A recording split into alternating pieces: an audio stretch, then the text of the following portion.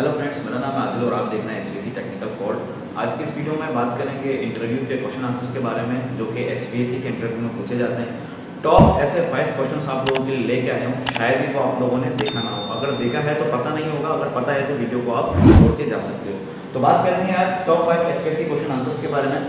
कौन से ऐसे क्वेश्चन आंसर हैं जो मैक्सिमम जो है आजकल इंटरव्यू में पूछा जा रहा है। दोस्तों मैं यहाँ पे आपको एक बात बता दूँ कि जिस तरीके से हमारा एसी आया, फिर एसी के बाद इन्वर्टर आया, फिर इन्वर्टर के बाद डीसी इन्वर्टर आ गया, इसी तरीके से VRV4 VRV5 इस तरीके से हर ईयर में जो है आपको पता है चीज़ों में अपडेट मिलती रहती है। तो इसी तरीके से इंटरव्यू में भी कुछ अपडेट्स हैं, मतलब कुछ आंसर जो हैं, कुछ क्वेश्चन जो हैं वो ऐड हुए हैं। तो कौन से क्वेश्चन हैं वो सारी चीज़ें आज पढ़ेंगे हम और सीखेंगे और देखते हैं कि इनमें क्या क्या चीज़ें चेंज हुई है। तो लेट्स गो, चलते हैं पहले यहाँ पे और देखते हैं कि व्हाट इज एचवीएसी। अगर आप किसी भी इंटरव्यू में जाते हो और अगर आपसे इंटरव्यूअर पूछ लेता है कि व्हाट इज एचवीएसी, अगर आपको पता नहीं है तो फिर भी सीख लो कि किस तरीके से एक्सप्लेन करना है। ये तो हर किसी को पता है कि यार एचवीएसी के अंदर जो हीटिंग, वेंटिलेशन, एयर कंडीशनिंग आता है, ये एवरीबॉडी यानी कि सब हर जानता है, हर इंसान। लेकिन आप लोगों को किस तरीके से एक्सप्लेन करना है वो आज मैं आपको इस वीडियो में बताऊंगा। और जिस तरीके से आप एक्सप्लेन करोगे ये सारी चीज़ें जो है व्यूअर जो होता है, इंटरव्यूअर जो यानी कि जो आपसे इंटरव्यू लेता है, तो वो सारी चीज़ें नोट करता है। तो बात करेंगे व्हाट इज एचवीएसी। एचवीएसी क्या है, तो आपको भी पता है कि हीटिंग, वेंटिलेशन, एयर कंडीशनिंग जो है इसकी फुल फॉर्म होती है। लेकिन इसका यूज़ क्या है, तो आपने इसका जवाब देना। अगर ये आपसे पूछ ले कि व्हाट इज एचवीएसी, तो आपने बताना है कि sir HVAC is used for various technology to control the temperature. ठीक है, लाइक प्योरिटी ऑफ एयर हो गई, ह्यूमिडिटी हो गई, ह्यूमिडिटी कंट्रोल हो गई, जिसमें हम जो है कूलिंग का भी इस्तेमाल कर सकते हैं और हीटिंग की भी वेंटिलेशन करा सकते हैं। ठीक है, एयर की वेंटिलेशन वगैरह करा सकते हैं। तो ये आपने बताना है कि इसको various technology to control the temperature के लिए यूज किया जाता है। That is called HVAC, heating, ventilation and air conditioning. ठीक है, अब इसमें मैं आपको बता दूं कि एचवीएसी में बेसिक क्या क्या चीज़ें आती हैं। तो देखो इसमें जो है डक्टिंग भी आती है, एयर की वेंटिलेशन कराई जाती है, इसमें हीट पंप भी आता है, इसमें जो है पैकेज यूनिट, चिलर का काम और सेकेंडरी रेफ्रिजरेंट, ये सारी चीज़ें आती हैं। ठीक है, अगर आप लोगों को नहीं पता कि एचवीएसी के अंदर सेकेंडरी रेफ्रिजरेंट क्या होता है तो मुझे कमेंट करना, वैसे मुझे पता है आप लोगों को पता होगा। तो अगर जब भी आपसे पूछ ले कि व्हाट इज एचवीएसी, तो आपने सिंपल सा जवाब देना है कि HVAC use for various technology to control the temperature. ठीक है, जिससे हम हीटिंग भी ले सकते हैं, जिससे हम एयर कूलिंग भी ले सकते हैं और जो है हम एयर की जो प्योरिटी है उसको भी जो है कंट्रोल कर सकते हैं, ह्यूमिडिटी को भी कंट्रोल कर सकते हैं। अब बात करेंगे फ्रेंड्स हीट लोड कैलकुलेशन। यार ये हीट लोड कैलकुलेशन जो क्वेश्चन है, अगर मान लो कि अगर आपसे इसने पूछ लिया इंटरव्यूअर ने कि हीट लोड कैलकुलेशन किस तरीके से करते हो, बेसिक इसमें फॉर्मूला होता है मास इज इक्वल स्पेसिफिक जो हीट होती है, लोड कैलकुलेशन, ये सारी चीज़ें मैं आपको बताऊंगा इसको जो है। लेकिन आपने गौर से समझना है कि हीट लोड कैलकुलेशन क्या है। मैं मानता हूँ कि जितने भी यहाँ पे भी आप लोग मेरी वीडियो देख रहे हो, आप लोगों में से कुछ लोगों को पता होगा कि हीट लोड कैलकुलेशन को किस तरीके से हम निकालते हैं। तो इस पर अभी हम बात करेंगे। नीचे आते हैं 3 नंबर पे, क्वेश्चन नंबर जो 3 है हमारा वो है टाइप्स ऑफ एक्सपेंशन वाल्व। देखो एक ये चीज जो है ना, ये एक्सपेंशन वाल्व, यार ये बहुत ही ज्यादा इंपॉर्टेंट क्वेश्चन है। अगर ये आपसे पूछे टाइप्स ऑफ एक्सपेंशन वाल्व, अभी बहुत से लोग कहते हैं डीएक्स यूनिट है, सेकेंडरी रेफ्रिजरेंट है, ये कौन सा यूनिट है, स्प्लिट यूनिट है। तो देखो सिंपल सी चीज है, एक्सपेंशन वाल्व में कितने टाइप्स होते हैं? 7 टाइप्स के एक्सपेंशन वाल्व होते हैं, लेकिन जो यूज किए जाते हैं वो 4 से 5 होते हैं।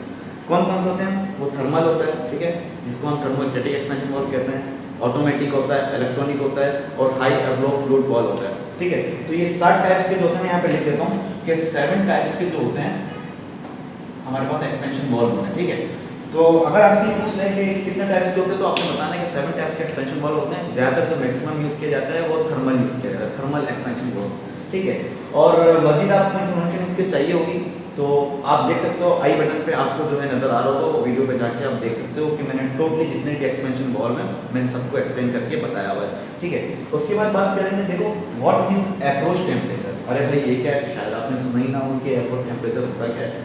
अगर आप लोगों को अप्रोच टेम्परेचर का नहीं पता तो भाई आप लोग एचवीएसी टेक्नीशियन के लिए मत जाओ, इंटरव्यू के लिए, जॉब के लिए मत जाओ। ठीक है, प्लीज़ मत जाओ, मैं बोल रहा हूँ। देखो what is approach temperature. Approach temperature जो होता है ना, वो चिलर का निकाला जाता है, जो वाटर कूल टाइप चिलर होता है ना, उसका निकाला जाता है। तो आपने बताना है कि सर अप्रोच टेम्परेचर जो होता है वो हम चिलर की परफॉर्मेंस को चेक करने के लिए निकालते हैं। मतलब मान लो साल में 2 बार निकाल जाए, 8-9 महीने में एक बार निकाल लेते हैं कि चिलर की जो परफॉर्मेंस है वो किस तरीके से। तो अप्रोच टेम्परेचर किस तरीके से निकालते हैं, उसमें पूरा सिस्टम होता है कि जो वाटर का टेम्परेचर है, उसके बाद जो गैस का टेम्परेचर है उसको जो है माइनस करते हैं, प्लस करते हैं, ये सारी चीज़ें जो है कैलकुलेशन से होती है, अप्रोच टेम्परेचर निकाला जाता है। तो ऑलरेडी इसकी भी मैंने वीडियो बनाई थी, इसी वीडियो के स्क्रीन पे मिल जाएगी। देखो अगर मैं यहाँ पे बताता ना आपको तो वीडियो बहुत ज़्यादा लंबी हो जाती है, ठीक है। तो यहाँ पे आप लोगों से जो क्वेश्चंस के बारे में जो मतलब मैं एक्सप्लेन कर रहा हूँ वो ये बता रहा हूँ, एक आपको आइडिया मिल जाएगा कि ये सारी चीज़ें पूछी जाती हैं। और आजकल इंटरव्यू जहाँ पे भी लिया जा रहा है उन सारी चीज़ों में ये सारी चीज़ें लाजमी पूछी जा रही है। अगर मैं यहाँ पे सिर्फ अप्रोच टेम्परेचर निकालने बैठ जाऊँगा तो मुझे यहाँ पे 20 मिनट्स लग जाएंगे, जो कि वीडियो बहुत ज़्यादा लंबी हो जाएगी। तो अप्रोच टेम्परेचर मतलब मैं आपको बता रहा हूँ कि यू नो कि अप्रोच टेम्परेचर अगर आपसे पूछ ले कि क्यों निकाला जाता है तो आपने बताना है सब चिलर के परफॉर्मेंस को चेक करने के लिए हम अप्रोच टेम्परेचर को निकालते हैं, ठीक है। ये वाटर कूल्ड टैप चिलर में निकाला जाता है, ठीक है। अब यहाँ पे बात आती है air cooled tap chiller, water cooled tap chiller कौन सा होता है तो नहीं पता तो वीडियो के स्क्रीन पर मिल जाएगा, देख लेना लाजमी, बहुत ज़्यादा हेल्पफुल होने वाली है वीडियो, ठीक है। अब बात करेंगे friends what is ppm in HVAC. HVAC के अंदर पीपीएम क्या है, ठीक है। आप एचवीएसी टेक्नीशियन हो और आप करते भी हो, अगर आपको नहीं पता कि पीपीएम क्या है तो मैं आपको बता दूं कि पीपीएम की फुल फॉर्म होती है प्लांट प्रिवेंटिंग मेंटेनेंस, ठीक है। प्लांट प्रिवेंटिंग मेंटेनेंस, ठीक है, इसकी फुल फॉर्म होती है पीपीएम, ठीक है। अब ये पीपीएम अगर आपसे पूछ ले कि आप मान लो आप किसी भी एचवीएसी यूनिट में गए, आपने पीपीएम करना है तो आप किस तरीके से पीपीएम करोगे, तो मैं यहाँ पे आपको बताता हूँ कि देखो पीपीएम क्या होता है। पीपीएम में A to Z जिस तरीके से आप अपनी गाड़ी की ट्यूनिंग कराते हो, बाइक की ट्यूनिंग कराते हो, कार की ट्यूनिंग कराते हो, ऑयल चेंज हो गया, नट बोल्ट सारे चेक कर लिए, फिल्टर क्लीन हो गया, ये सारी चीज़ें सेम हमारा जो एचवीएसी यूनिट है उसमें भी पीपीएम ऐसे होता है कि सारे नट्स बोल्ट चेक कर लिए, उसका पावर कनेक्शन चेक कर लिया, उसकी ड्रेन लाइन चेक कर ली कि वाटर फ्रीली ड्रेन हो रहा है नहीं हो रहा, फिल्टर्स क्लीन है नहीं है। उसके बाद जो उसकी कोई भी यानी कि डेल्टा स्टार कनेक्शन में अगर हमारे पास मोटर चल रही है 3 फेज की तो उसके जो कनेक्शंस हैं वो सब टाइट हैं, ऐसा तो नहीं कोई टर्मिनल लूज है, ब्लोअर कोई आवाज़ तो नहीं कर रहा, बैरिंग तो ख़राब नहीं हो गई, ठीक है। स्टैनर जो होता है, ऑयल स्टैनर जो होता है वो ख़राब तो नहीं हो गया, चौक तो नहीं हो गया, कोई वॉल लीक तो नहीं हो गया। तो ये सारी चीज़ें पीपीएम में आती हैं, उनके A to Z जितना भी मेंटेनेंस का काम होता है वो हमारा पीपीएम में आता है। और मैं आपको बता दूं कि प्लांट प्रिवेंटिव मेंटेनेंस जो होती है वो एवरी 3 मंथ्स और 4 मंथ्स पे जो है प्लान किया जाता है। मैक्सिमम अगर आप फैक्ट्रीज वगैरह में जाओगे तो आपको एवरी 3 मंथ्स में जो है पीपीएम करने को शेड्यूल मिलेगा। तो फ्रेंड्स ये 5 क्वेश्चन था जो मैंने आपको बताया कि व्हाट इज एचवीएसी, जिस तरीके से मैंने आपको बताया कि various technologies to control the temperature के लिए हम यूज करते हैं, ठीक है। हीट लोड कैलकुलेशन की अब बात करते हैं जो मैं करते करते आगे चलेगा। अब देखो ये हीट लोड कैलकुलेशन क्या है। हीट लोड कैलकुलेशन जो है ना, मान लो कि एक एरिया है आपके पास, उस एरिया में आपको कितना टन का एसी लगाना है, ठीक है। उसमें जो है आपको हीट कैलकुलेट करनी पड़ती है कि उसमें कौन सी मशीनरी आएगी, कितने लोग होंगे और किस तरीके का यानी कि वो बना हुआ है एरिया, मतलब रूफ पर है या जो है रूम नीचे है या फिर साइड पे है, सन की जो लाइट है वो डायरेक्ट पड़ रही है पड़ी, तो ये सारी चीज़ें जो है कैलकुलेट करनी पड़ती है। मान लो कि यहाँ पे एक हाउस बना हुआ है, ठीक है, तो आपने इसको देखना है कि ये जो रूम है ये टॉप पर तो नहीं है, क्योंकि अगर टॉप पे होगा तो सनशाइन ज़्यादा पड़ेगा तो इसकी हीट ज़्यादा होगी, ठीक है। उसके बाद अगर आप बीच की बात करो, बेसमेंट में बात कर लो, कहीं भी बात करो तो उसकी जो है सनलाइट जो है कम पड़ेगी, ठीक है। तो ये जो है सारे इसमें जो है 10 डिग्री है तो नीचे जो है मतलब मान लो 25 है, इस तरीके से यानी कि इसकी हीट की कैलकुलेशन करते हैं। तो इसकी ऑलरेडी मैं एक वीडियो बना रखी है लेकिन मैंने वो अभी अपलोड नहीं करी है। अगर आप लोगों को ज़रूरत है कि हीट कैलकुलेशन को किस तरीके से हम लोग करते हैं तो आप मुझे नीचे प्यारा से कमेंट कर देना, ठीक है। और मैं जब वो कमेंट देख लूँगा तो फिर मैं आप लोगों के लिए वो वीडियो अपलोड कर दूँगा। फ्रेंड्स अगर ये सारी चीज़ें अभी भी समझ नहीं है तो लाजमी कमेंट करके बताओ, दोबारा आप लोगों को एक अच्छी वीडियो बना के दिखाऊंगा। और इस वीडियो को सेव कर लो, नहीं तो शेयर कर लो, आगे चल के ये काम आने वाली है कि what is HVAC load calculation मैं आपको बताऊंगा एज पर आपके कमेंट पर। उसके बाद टाइप ऑफ एक्सपेंशन बॉल मैंने ऑलरेडी बता दिया, 7 टाइप्स के एक्सपेंशन बॉल होते हैं, मैक्सिमम 4 यूज किए जाते हैं, ठीक है।